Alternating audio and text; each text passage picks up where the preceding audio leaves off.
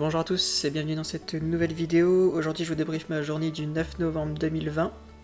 Alors journée très spéciale. Alors je vous débriefe ma journée du 9 novembre mais vous la verrez que jeudi. La vidéo sera publiée le jeudi 12 novembre. Journée très spéciale comme je disais parce qu'il y a un gros mouvement à midi.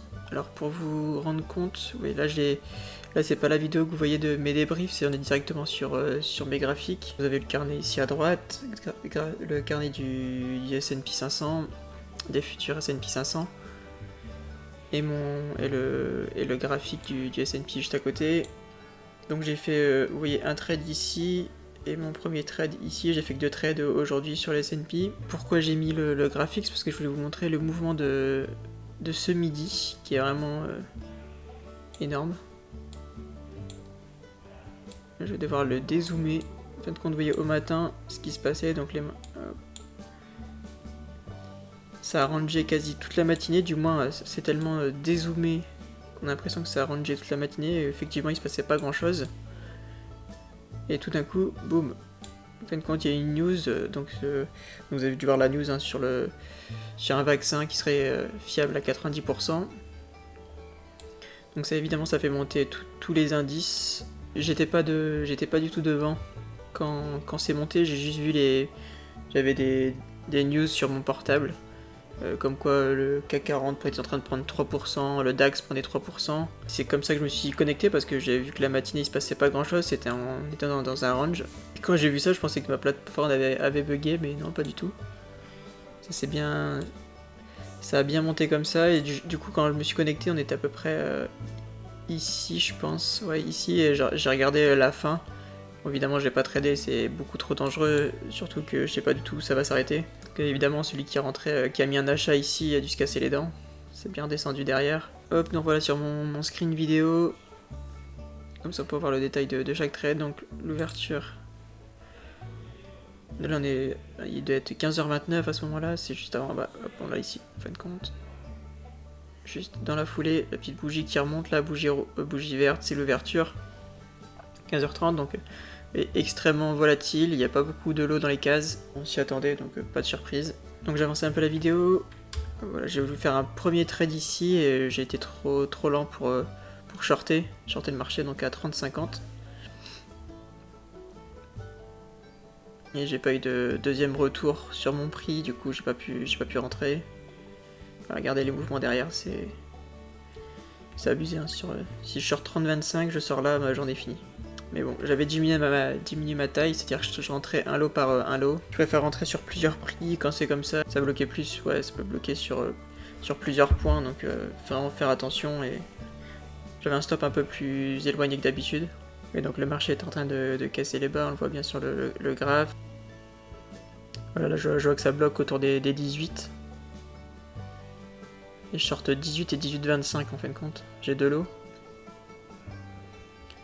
J'ai mon stop au-dessus de 20, je vois vraiment que ça bloque 20. Bon, vraiment j'ai mon stop beaucoup plus éloigné que d'habitude. Hein, pour éviter de me faire mécher. Donc ça tient, c'est bien.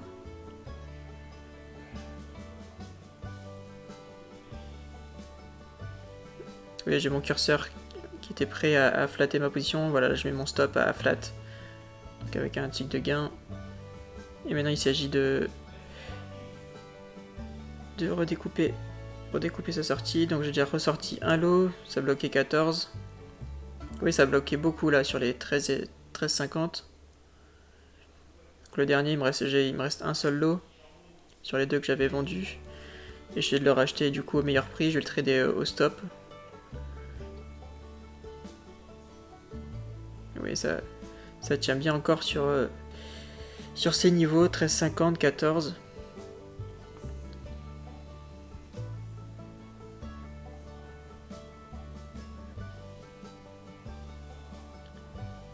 Ouais, voilà, je le descends, honnêtement je l'ai mal descendu, je mets en pause. J'ai mal mis mon stop, j'ai mis beaucoup trop près du prix traité. Donc comme ça balayait un peu, il est venu me le toucher sur les 14,75. J'aurais dû le mettre un peu au-dessus de 15 peut-être. Mais bon, pas de regret, même si le marché continue de descendre dans la foulée. Voilà, par la suite le marché remonte. Par contre, ouais, oui, quand il remonte, c'est un peu one way, c'est-à-dire il remonte très fort. J'avais shorté sur le graphique, j'avais shorté ici, je m'étais racheté ici, c'était descendu plus bas, ça avait bloqué, c'était remonté hyper fort sans retour, donc moi j'avais même pas pu mettre un achat. Là ça faisait un peu n'importe quoi. Donc quand c'est comme ça, je trade pas, ça m'intéressait pas. Pour ceux qui ont tradé le Nasdaq, il y a aussi pas mal d'opportunités, j'ai pas mis de trade spécialement, mais j'ai vu qu'il y avait vraiment des sacrés mouvements, comme on peut s'y attendre quand c'est volatile, c'est encore plus volatile du coup sur le Nasdaq. Là, on a une petite compression du prix, on voit assez bien, ça fait une sorte ils appellent ça des... Je sais qu'ils appellent ça des biseaux, une sorte de triangle ici. Ça fait... Ils avaient un côté là et... Côté là, en fin de compte, vous avez les vendeurs qui sont... Il y avait les acheteurs au départ ici. Vous voyez sur mon graphique, ça a tenu. Hop, on a traversé les prix, donc ça tenait autour des 32,5. Donc c'est les vendeurs qui ont pris la place des acheteurs. Donc on le voit ici. Après, par la suite, quand le marché a remonté, les vendeurs ont tenu, ils ont repoussé les prix vers le bas, ils ont tenu une deuxième fois. Là ici, on va pas plus haut, il redescend. Et à l'inverse, les acheteurs qui avaient tenu ici, là ça tient ici. Donc l'acheteur potentiellement qui a remonté un peu son prix. Et là on est là, et le prix est en train d'être un peu compressé. Étant donné que le marché est en train de corriger à la baisse, j'avais plutôt un biais baissier sur le marché. Bon, à voir s'il y avait potentiellement des petits trades à mettre, des petits shorts. Et surtout qu'il faut pas oublier que le marché était énormément monté. Par exemple, le CAC 40 était à 8%. 8% de hausse, et là sur les S&P 500, on était autour des 3% de hausse. Voilà, sur le niveau, je me rends compte que ça bloque ici, il y a le vendeur qui pousse un peu. Vraiment les niveaux à vendre, c'était à partir de 18, 19, il y avait même 20 qui étaient tout en haut, qui avaient été vendus tout à l'heure. Là je vois que ça bloque déjà 17, je mets un lot déjà à 17. 18 il bloque, je mets un lot en attente à 18. Hop, vous voyez mon prix il a changé ici, avant j'étais orange à 17 vu que j'avais vendu 17, et étant donné que je vends 18, la plateforme moyenne mon prix, du coup mon prix moyen il est à 17,50.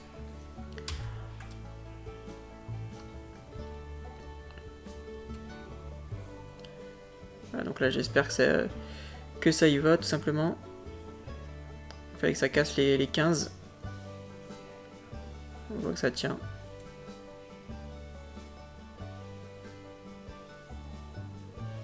Je vois que ça tient ici aussi. Ah, c'est pas fou, je m'entendais à que ça descende dans la foulée. Voilà, hop, et vous voyez à ce moment-là, donc c'est assez rapide, je décide de vendre mon premier lot que j'avais vendu 17, je le rachète, donc je le rachète à 16. Pour diminuer ma taille, et je mets mon stop juste devant et je me fais flatter dans la foulée. En fin de compte, le marché est en train de remonter.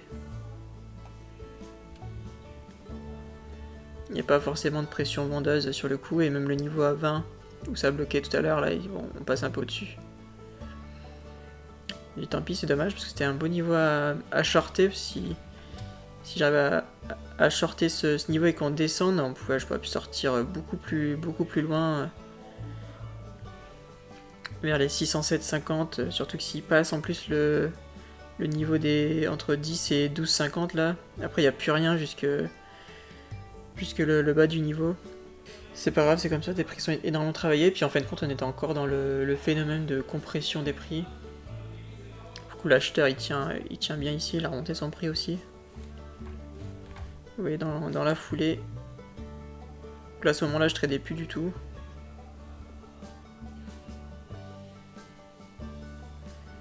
J'étais quand même devant, mais j'ai pas forcément envie de mettre de trade. J'ai mis en pause. Donc en fait, ce que je jouais sur ce trade ici, ça s'est passé, mais juste après. C'est que le marché a remonté, et c'est le vendeur pour le coup qui a pris la main. Il a cassé, il a traversé l'acheteur quoi. Et derrière, bah, c'est du one way, hein. Il y avait personne. On va très vite rechercher le plus bas. Donc quelques minutes après, le marché un peu plus bas, c'est redescendu un peu plus. Vraiment dommage sur ce trade où ça remontait et ça m'a stoppé, ça remontait tout ça pour refaire la même chose après. J'avais la vision mais un peu trop tôt, tant pis. Et sur ce trade, bon, ce trade ici, bon, il est correct même si je sors un peu tôt sur le dernier lot. Donc voilà, journée particulière étant donné que c'est volatile.